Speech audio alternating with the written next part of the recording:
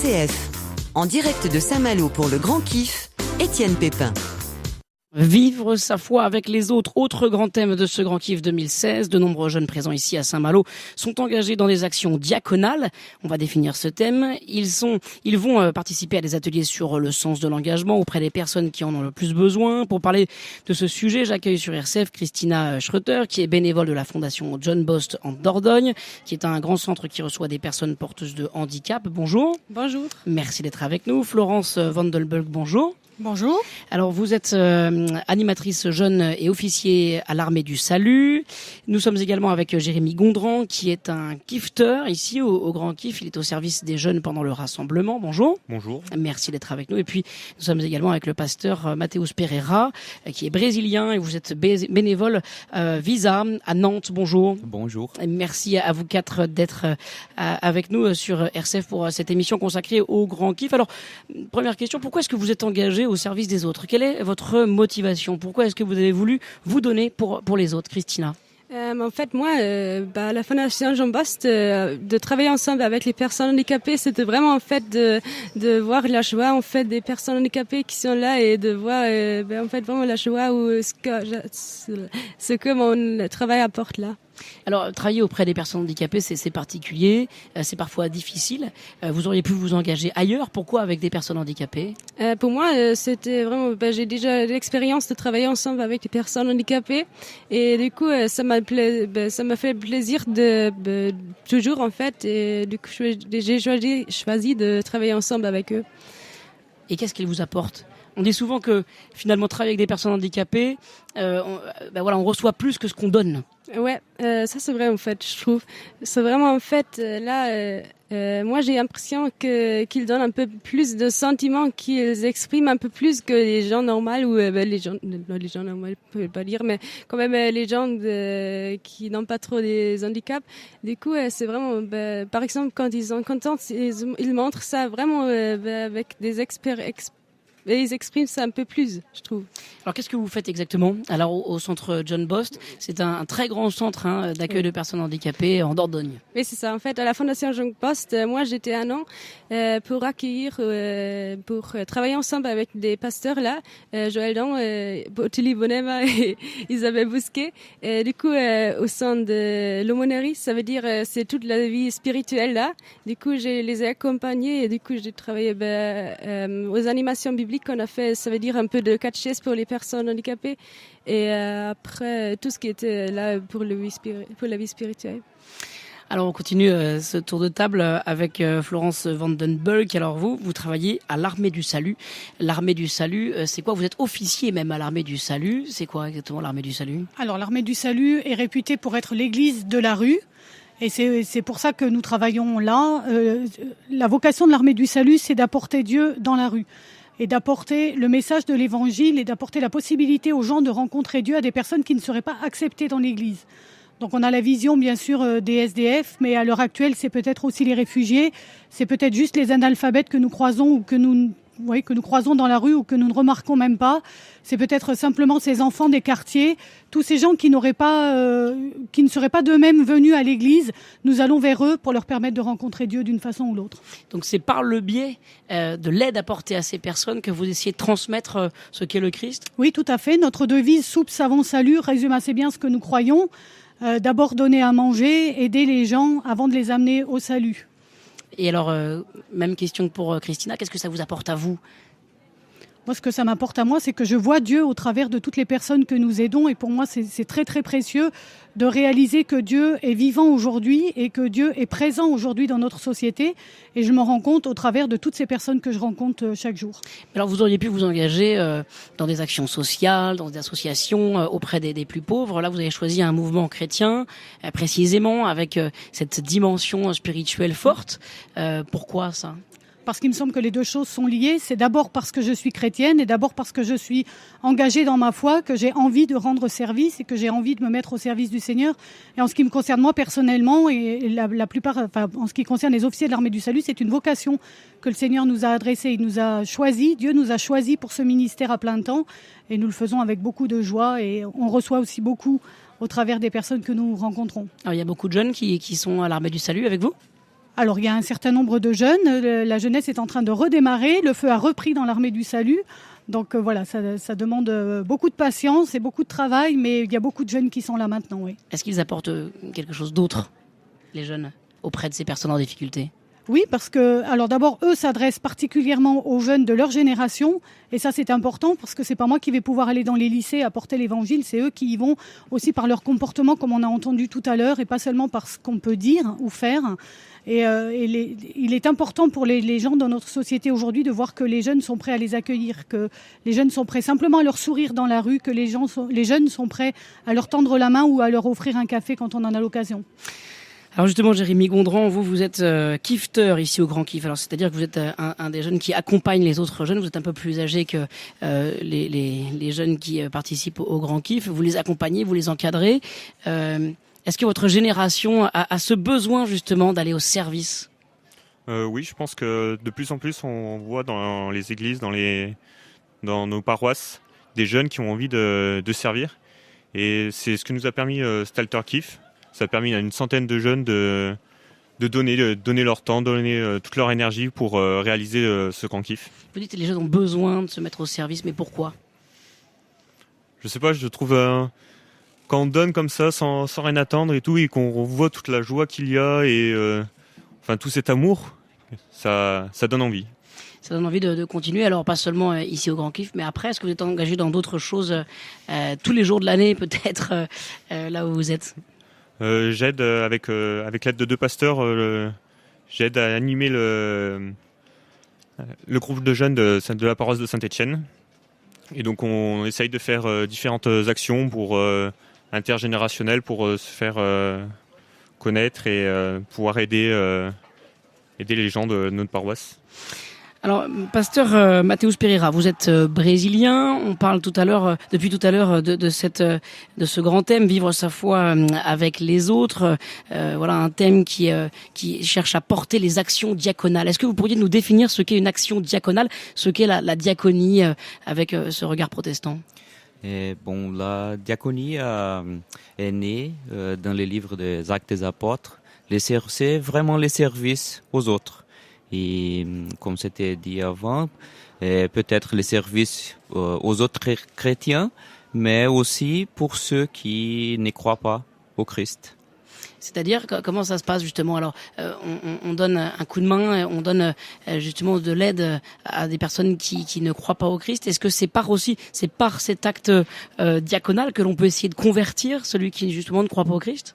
Aussi de témoigner, en premier d'abord, mais d'être en service de la société. Donc, on peut dire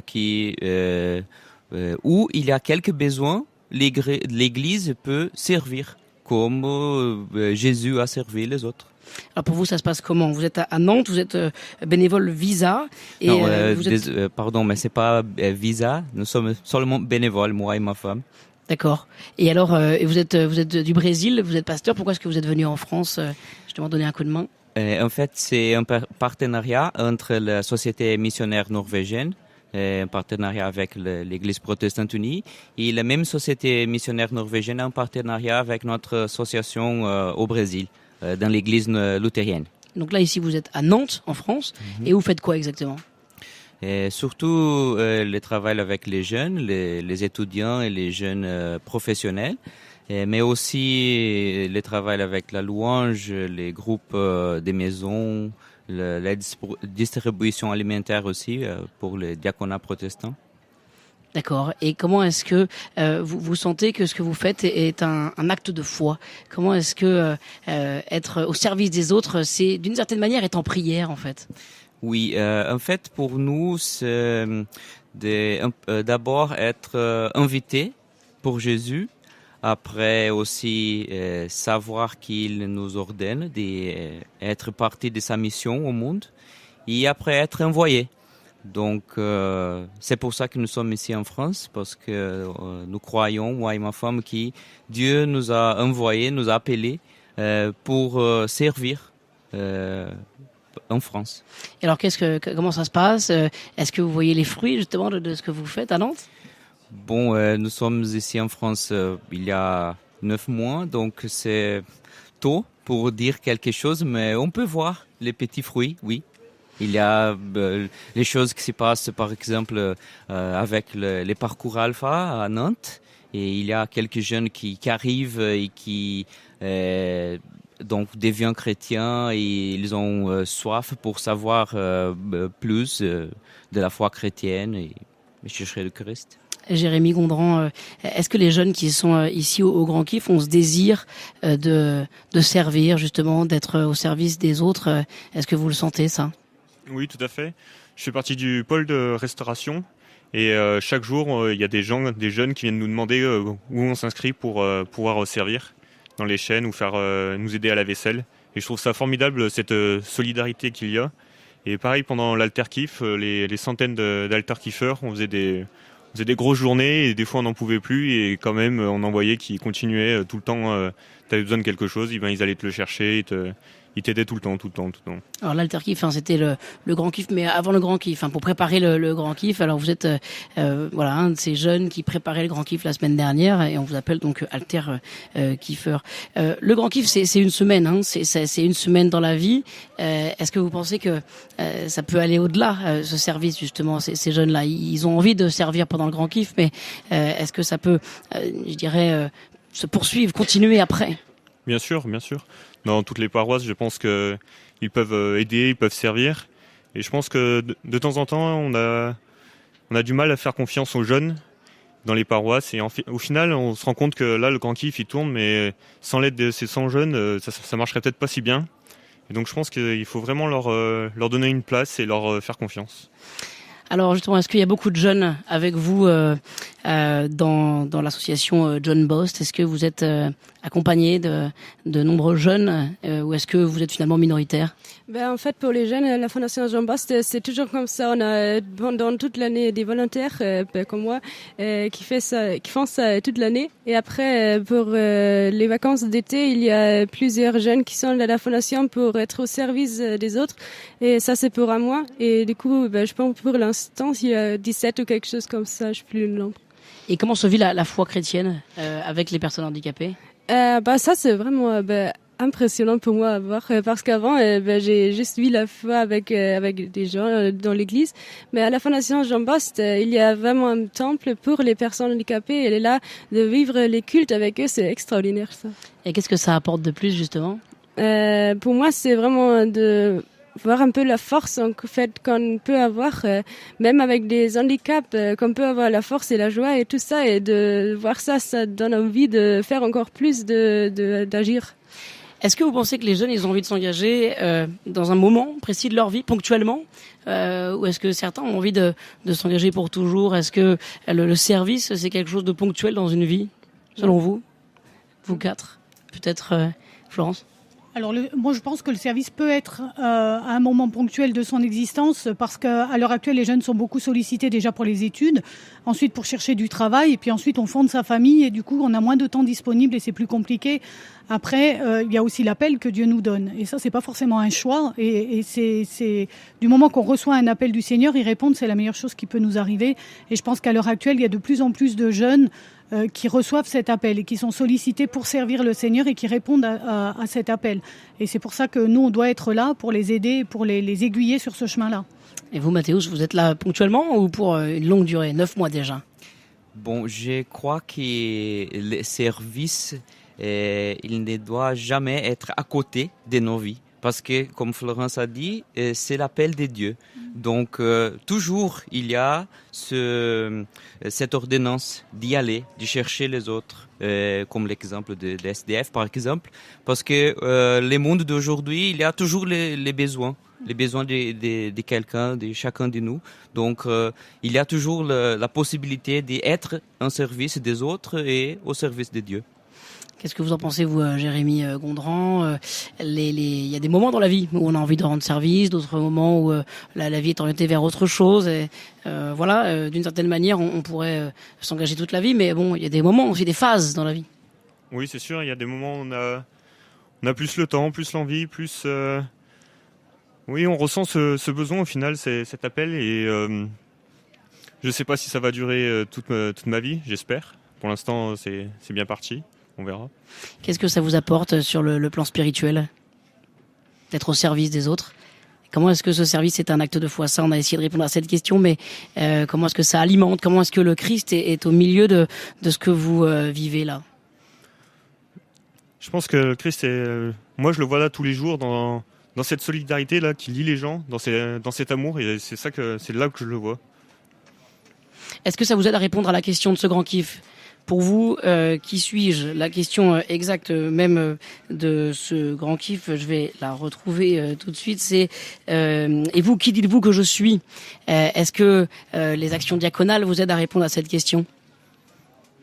Oui, bien sûr, ça nous ouvre des voies, des chemins. Alors, Mathéus, comme pasteur, j'imagine que vous avez une réponse un peu théologique sur cette question. Oui, mais nous n'avons pas besoin d'être très profond à propos de ça. Mais on peut dire qu'on comprend Dieu comme les créateurs. Et après ça, qu'il y a les problèmes que l'humanité a choisi de laisser Dieu à côté, on peut dire. Il y a toujours cet cheminement de la mission de Dieu au monde, la histoire de Dieu. C'est ça que la Bible raconte, la histoire de Dieu et l'humanité ensemble. Et donc il y a toujours cette mission d'y faire Dieu reconnu et connu pour chacun de nous. Et c'est ça que Jésus veut faire avec cette question. Parce que c'est par Jésus-Christ qui on peut nous rapprocher de Dieu et retrouver Dieu.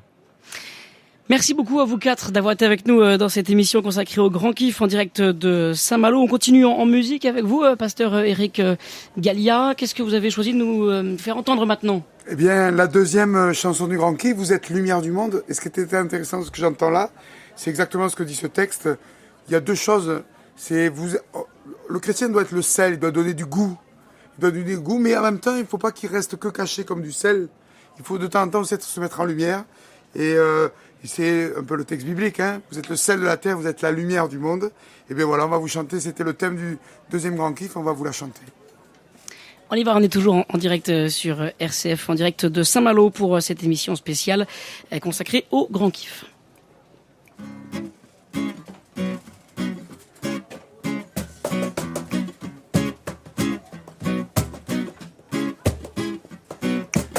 Vous êtes lumière du monde, une étincelle de vie, une note qui résonne. Vous êtes lumière du monde, une flamme dans la nuit, un sourire qui se donne. Inutile de nous cacher, Dieu nous a relevés. Il fait de nous le sel, le goût de la vie éternelle. Une lumière au fond des cœurs nous invite au bonheur en nous. Elle féconde une parole pour le monde. Vous êtes lumière du monde, une étincelle de vie, une note qui résonne. Vous êtes lumière du monde, une flamme dans la nuit, un sourire qui se donne. Dieu choisit l'humanité, à chacun de briller. Il est notre énergie pour relever tous nos défis. Sa lumière entre nos mains nous montre le chemin pour tous les assoiffés, prisonniers de l'obscurité. Vous êtes lumière du monde, une étincelle de vie, une note qui résonne. Vous êtes lumière du monde, une flamme dans la nuit, un sourire qui se donne. Il nous ouvre à la joie, témoin de notre foi. Il nous unit à lui, éclairé par le Saint-Esprit. Il entraîne dans le monde, il m'envoie dans le monde vivre le grand amour, le grand kiff, encore et toujours. Vous êtes lumière du monde, une étincelle de vie, une note qui résonne. Vous êtes lumière du monde, une flamme dans la nuit, un sourire qui se donne. Vous êtes lumière du monde, une étincelle de vie, une note qui résonne. Vous êtes lumière du monde, une flamme dans la nuit, un sourire qui se donne. Vous êtes lumière du monde. Le pasteur Éric Gallia et ses musiciens nous accompagnent aujourd'hui sur RCF pour cette émission spéciale. Si vous venez de nous rejoindre, soyez toutes et tous les bienvenus sur RCF. Nous sommes en direct de Saint-Malo pour une émission exceptionnelle consacrée au Grand Kiff, un rassemblement des jeunes de l'Église protestante unie de France. 1500 jeunes sont réunis aussi autour de cette parole de Jésus. Et vous, qui dites-vous que je suis? Nous essayons de répondre à cette question avec les jeunes qui sont avec nous jusqu'à 13h30 sur RCF. RCF, le grand kiff. Dire sa foi ensemble.